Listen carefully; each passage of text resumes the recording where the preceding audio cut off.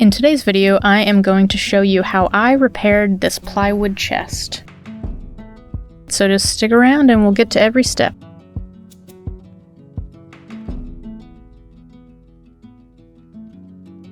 This thing needed a lot of work. You might wonder if this was even worth it. But to that, I say, if something can be fixed, why not try to save it from a landfill?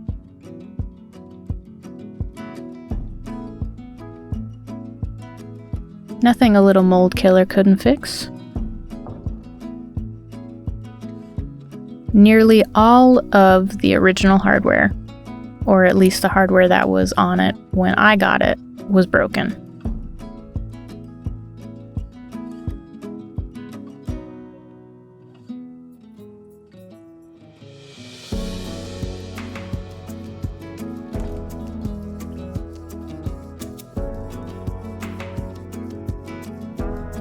Now the finish is pretty sparse, but I decided to use a stripper anyway.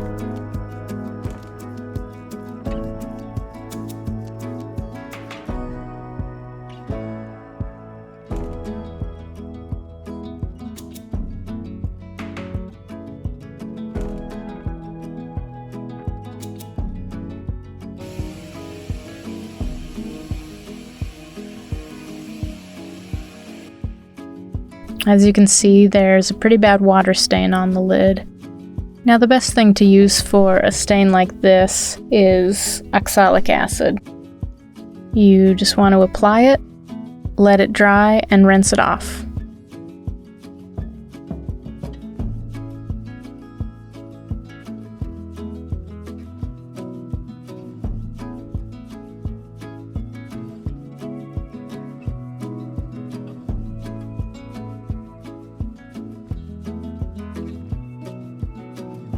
In my experience, these really bad stains need a little bit more of a concentrated coat.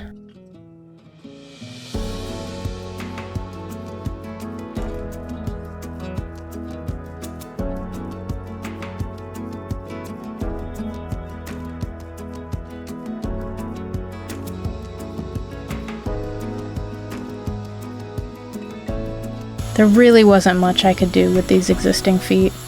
They were in such bad shape, I just decided to cut them off and start from scratch.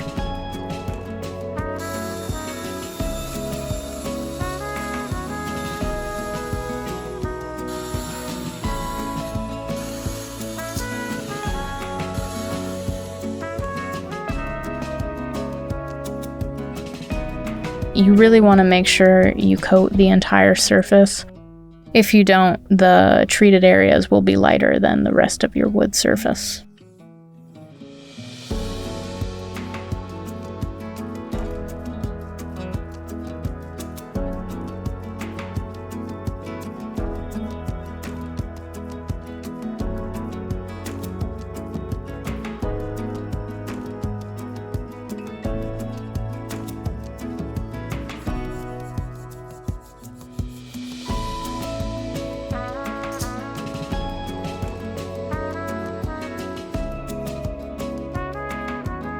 I always follow sanding with a quick pass of denatured alcohol.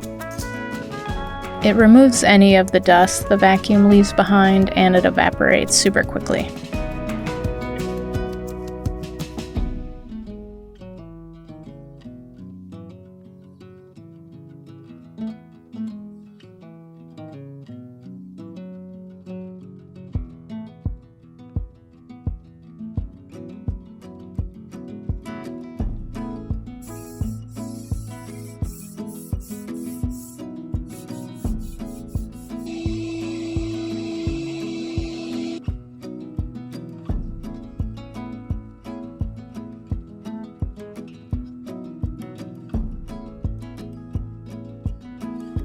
So off camera, I took the case and the lid outside and sprayed them with the hose. I sort of soaked them for several minutes. Quite a bit of oxalic on the lid, quite a bit on the case as well.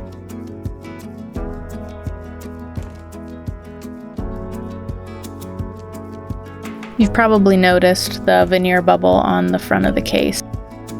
I'll take care of it a little later when I deal with the other veneer repairs.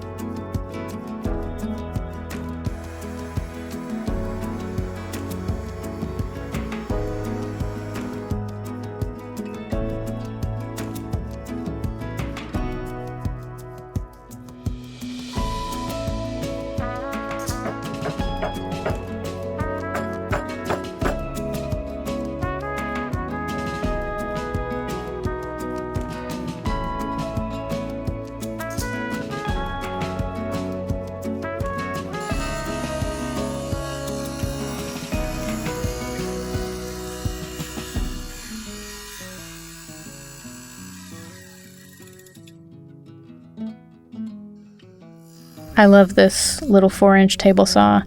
It's made by Burns Model Machines, and while I do use it for modeling, I also use it for just about every other repair or project I do in my shop.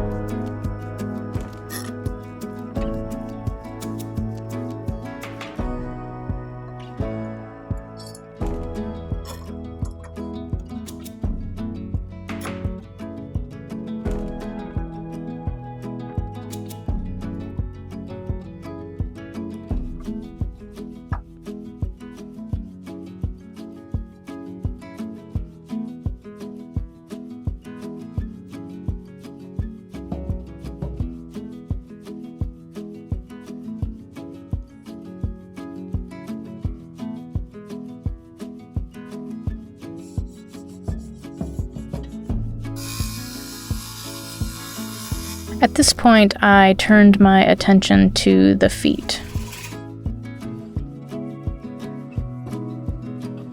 Here I am using this scrap piece of masonite to make a template.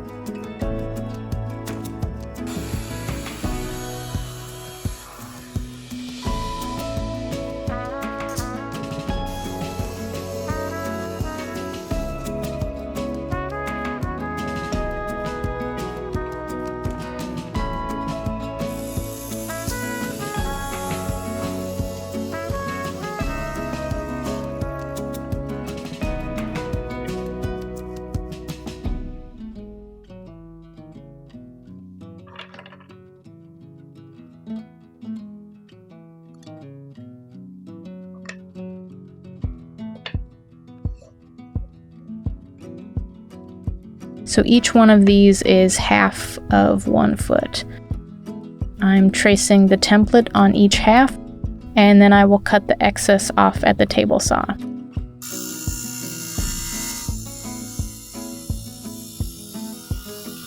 And the reason for this is so that the router won't be bogged down by the extra wood. I use the Masonite template as a guide to create a 1/2-inch plywood jig. And now I'm just constructing the base of the jig. And this is in order to hold the foot halves in place as I route them.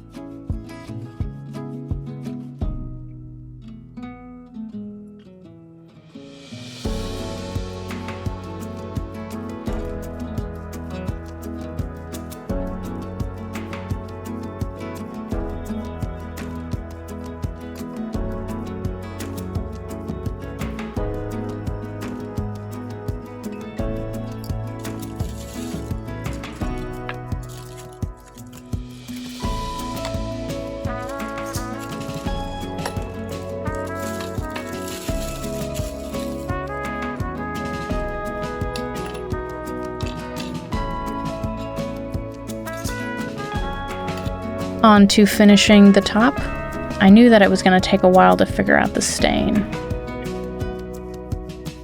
I like to mix my own dye stains using denatured alcohol and trans tints. I find it easier to work my way up with light washes. And these do tend to dry quite a bit lighter than they look when they first go on. Just doing a quick coat of aerosol shellac to see how the stain is looking.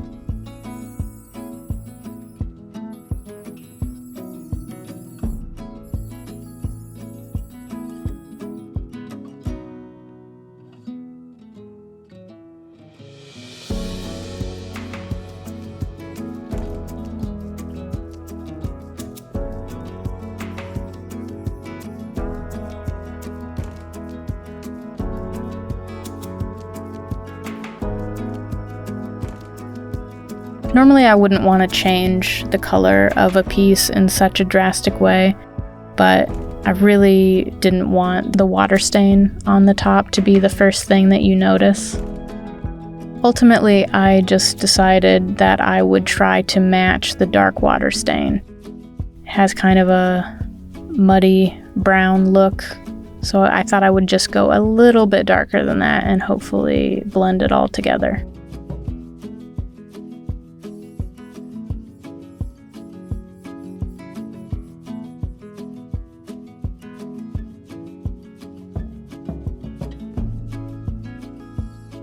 Felt like I could do a little bit better on this corner, so just removing and reapplying.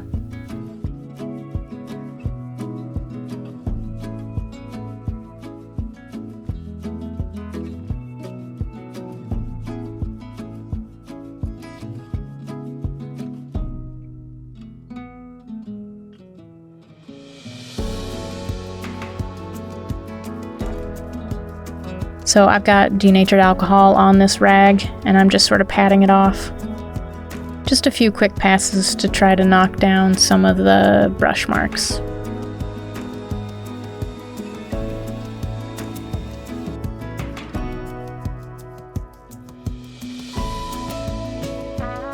So I felt pretty good with the progress, so I moved on to shellac. I like to mix my own shellac. These are garnet flakes, and you dissolve them in denatured alcohol.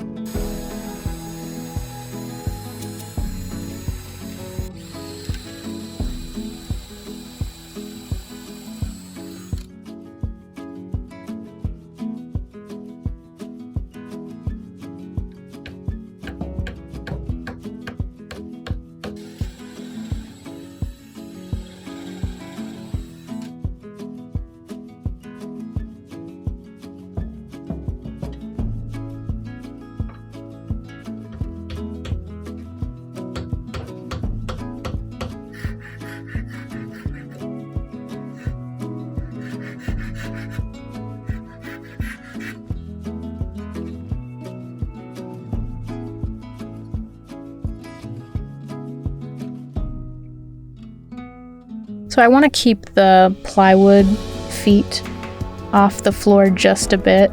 That veneer edge is pretty fragile. I'm kind of thinking of the curved feet as decorative.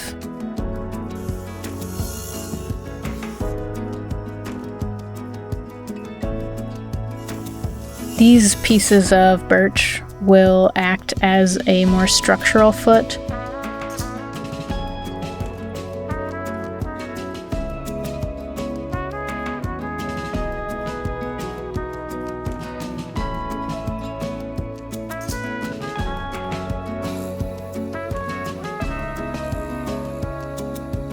This is another Burns model machine.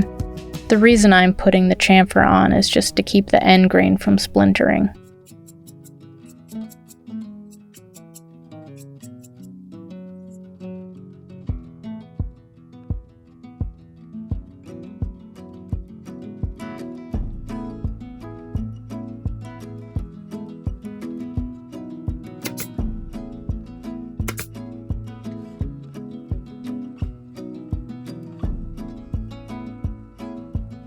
I also added a couple of screws to each of these blocks a little bit later on.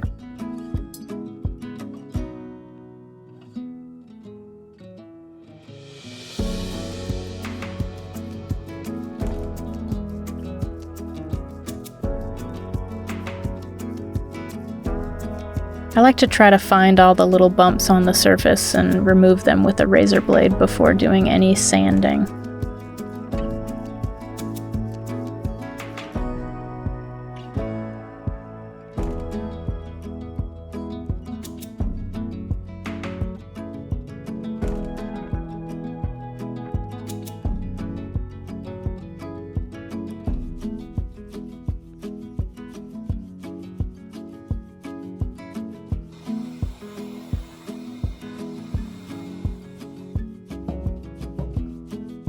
Just trying to get a nice, even, dull sheen to it.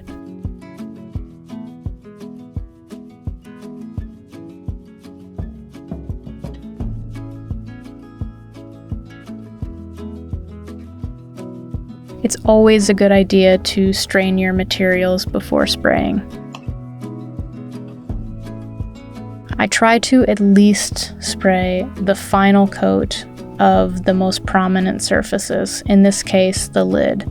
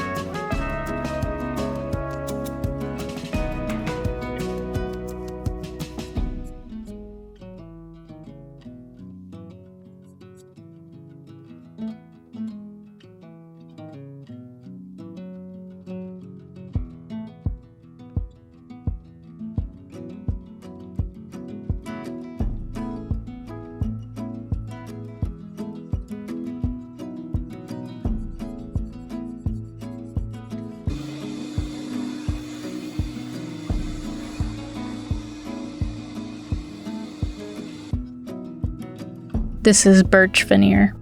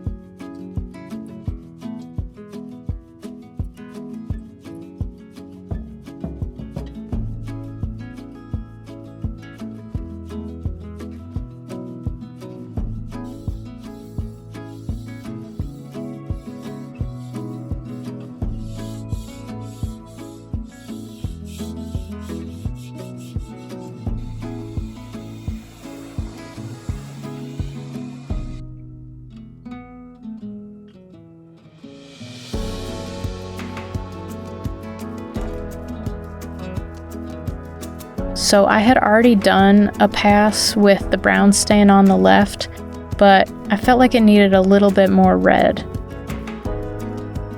I like to put a couple drops on like a lid or a plate or something, and then try to dab out of that, because you can really go overboard just with an extra drop or two. And they come out of these little bottles really fast.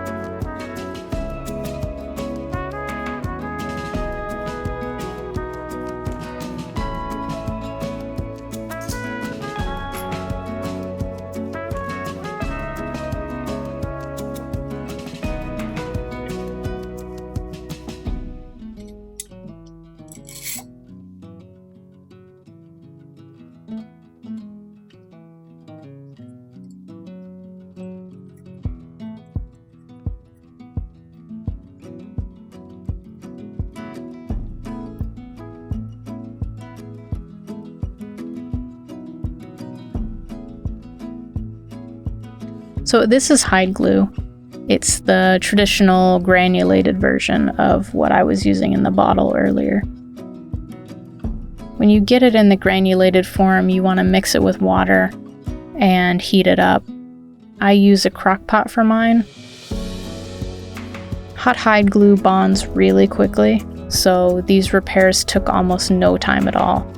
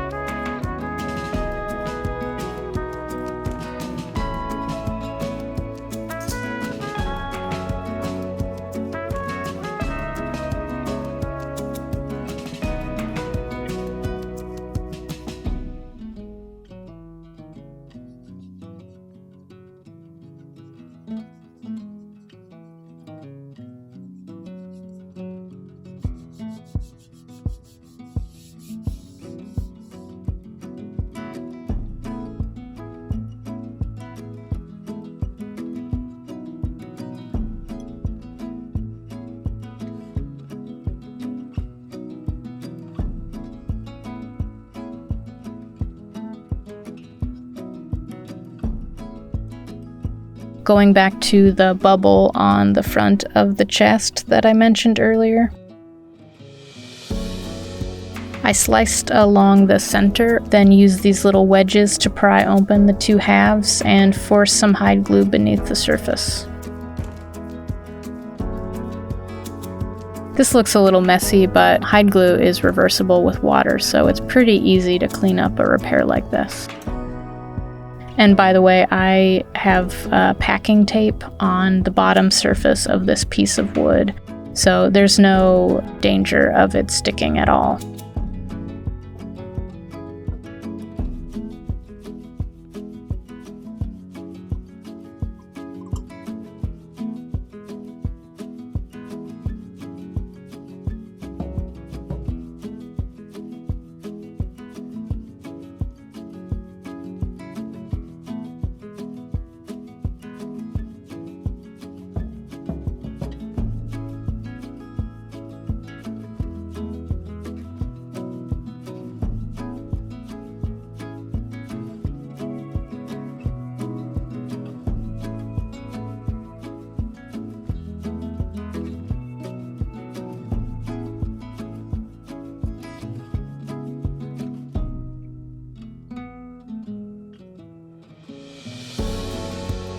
I have to say, this was a bit of a failed experiment. I was hoping to sort of ground the chest, so I added some dark washes. I really intended to blend in a little bit better than this.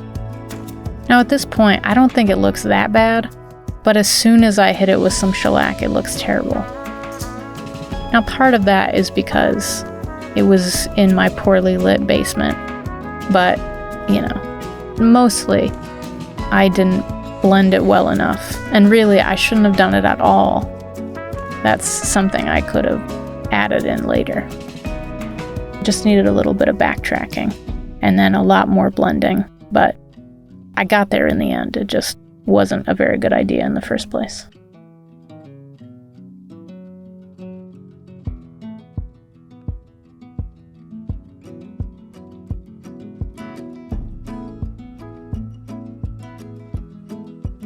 I've had these trays off to the side for most of the project. They were in pretty good shape, except for some nicks and scratches where they had rubbed against the hardware.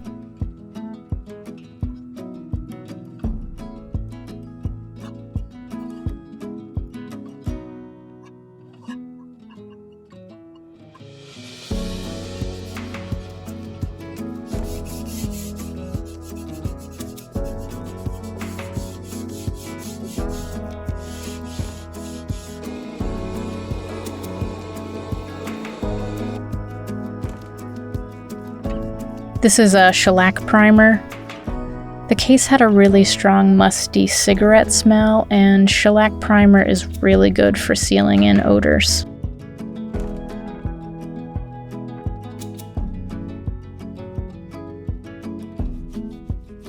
For anyone who's curious, this is Caulk Green by Farrow & Ball.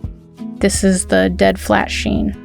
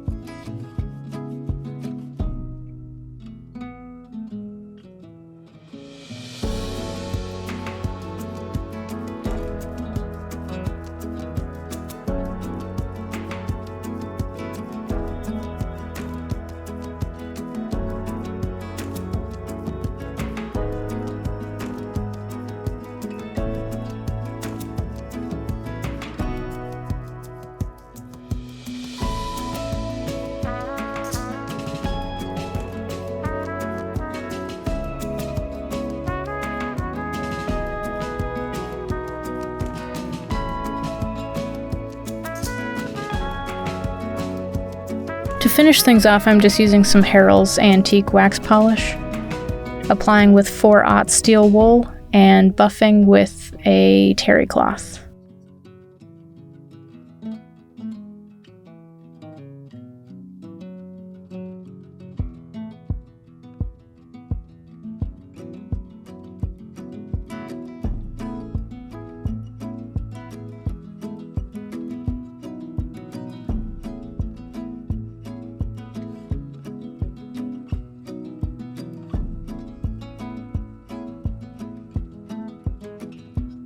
That wraps it up. Thank you so much for watching. Take care.